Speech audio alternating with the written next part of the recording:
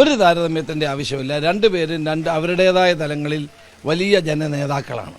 ഉമ്മൻചാണ്ടിയും വലിയ ജനനേതാവാണ്, അച്യുതാനന്ദനും അതാണ്. രണ്ടുപേർക്കും രണ്ട് രീതിയാണ് സ്വീകരിച്ചിട്ടുള്ളത്. അത് രാഷ്ട്രീയം പഠിക്കുന്നവർക്ക് എല്ലാവർക്കും അറിയാം. രണ്ടുപേർക്കും രണ്ട് മേഖലയാണുള്ളത്. ഞാൻ പറഞ്ഞല്ലോ, പി.ജെ. ജോസഫ് നിശബ്ദമായി എന്നാൽ വാചാലമായി ജനങ്ങളോട് സംവദിക്കുന്ന വ്യക്തിയാണ്. ഓരോ നേതാവിനും ഓരോ രീതിയിലാണ് അവരുടെ പ്രവർത്തനം. അപ്പോൾ അച്യുതാനന്ദൻ്റെ തൊഴിലാളികളുടെയും സാധാരണക്കാരൻ്റെയും ഇടയിൽ പ്രവർത്തിച്ചു വന്ന നേതാവാണ്. ഉമ്മൻചാണ്ടി ജനഹൃദയങ്ങളിൽ ഇപ്പോഴും ജീവിക്കുന്ന നേതാവാണ്. കേരള രാഷ്ട്രീയത്തിലെ ഓരോ നേതാവിനും ഓരോ പ്രത്യേകതയുണ്ടാകും.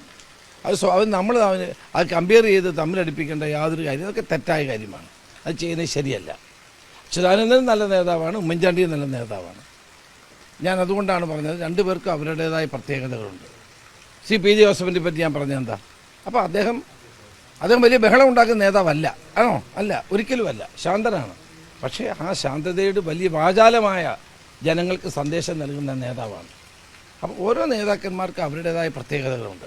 നമ്മൾ വെറുതെ അനാവശ്യമായ സാമൂഹ്യ മാധ്യമങ്ങളിലൂടെ ആ നേതൃത്വത്തെ തമ്മിൽ കമ്പയർ ചെയ്ത് പ്രശ്നം ഉണ്ടാക്കേണ്ട യാതൊരു കാര്യവുമില്ല.